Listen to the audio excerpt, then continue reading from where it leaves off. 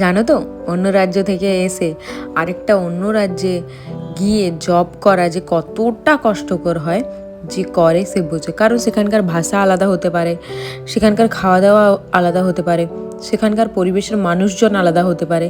Even তুমি যেখানটায় জবটা করছো, যেই ডিপার্টমেন্টে করছো, সেই জায়গার যে হেড হবে সে একজন আলাদা একজন মানুষ হবে।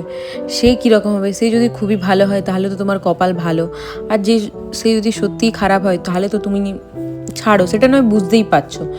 তো আমি আজকে এই কথাগুলো কেন বলছি, এই কথাগুলো কারণ আমি রীতিমতো নিজেকে নিজে হার্ট হই প্রতিনিয়ত, বাট কাউকে বলার কিছু নেই, কিছু করারও নেই।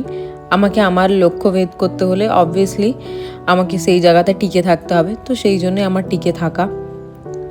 আমি এই দিনটা ছিল অ্যাকচুয়ালি আমার জন্মদিনের দিন। আমি ভেবেছিলাম অনেক ভালোভাবে এটাকে অনেক কিছু বলে ইন্ট্রো দিয়ে শেয়ার করব, বাট সেটা হলো না। তো যাই হোক, আমার ইন্ট্রোটাই দেওয়া হয়নি। কেমন আছো বন্ধুরা? আমি ভালো আছি, তোমরা সবাই কেমন আছো? আচ্ছা, তোমরা নিশ্চয়ই ভাবছো যে এতগুলো কেন কথা বললাম। অন্য একদিন বলবো, হয়তো এই ভিডিওতে নাই বলতে পারি, কিন্তু অন্য একদিন বলবো। যদি তোমরা জানতে চাও অবভিয়াসলি কিন্তু কমেন্ট করো, আর কে কোথা থেকে ভিডিওটা দেখছো অবভিয়াসলি বলবে। আচ্ছা, তোমরা নিশ্চয়ই ভাবছো যে আমি সত্যিই কি হায়দ্রাবাদে আছি না ওয়েস্ট বেঙ্গল চলে গেছি। না না, আমি ওয়েস্ট বেঙ্গলে যাইনি, এটা হায়দ্রাবাদই।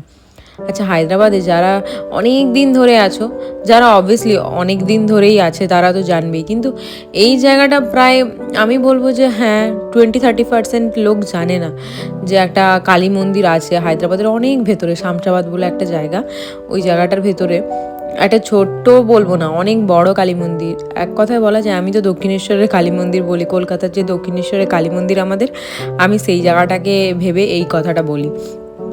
আমার খুবই ভালো লেগেছিলো। দিনটা ছিল 3 নভেম্বর, আমার বার্থডের দিন। তো আমি সেই দিনে বার্থডের দিনে ব্লগটা পোস্ট করতে পারিনি, ইভেন তার পরের দিনও করতে পারিনি, আর তারপর থেকেই আমার নাইট ডিউটি চলতে থাকে। জানি অনেক আমার মতো নার্স আছে যারা নাইট ডিউটিতে ভিডিও করে পোস্ট করতে পারে, বাট আমার দ্বারা হয়ে ওঠে না। আমি অতটা ভালো ভিডিও হয়তো করতে পারি না, এডিট করতে পারি না, বাট যতটুকুই করি না কেন আমার নিজের ভালো লাগে তাই আমি করি। তো আজকে আমরা যাচ্ছিলাম, আমরা ঠিক বলবো না, আমি যাচ্ছিলাম, সাথে একটা বন্ধু ছিল অবভিয়াসলি। তাকে আমি বলেছিলাম, সে বলেছিল যে হ্যাঁ ঠিক আছে তোর জন্মদিন আমি তোকে নিয়ে যাবো, ব্যাস আর কিছুই নয়। তো গিয়েছিলাম আমরা ওই কালী মন্দিরটায়। তো আমি খুব এক্সাইটেড ছিলাম, আমার জন্মদিনের দিনটাতে খুবই ভালো লেগেছিলো, খুবই মজা লেগেছিলো। হ্যাঁ, অত আমার কাছে সারপ্রাইজ সেরকম কোনো কিছু দেওয়ার মতো আমার নেই, বন্ধুরা নেই। তবে যে দুটো বন্ধু আছে তার পরের দিন হোক বা তার পরের দিন আমাকে গিফট দিয়েছিল, আমি প্রচুর খুশি হয়েছিলাম। আচ্ছা, এই সেই মন্দিরটা, এর পরের নেক্সট একটা ভিডিওতে আমি পুরো মন্দিরটা শেয়ার করব, ইভেন আরও কী কী হয়েছে শেয়ার করবো। চলো আজকের জন্য টাটা।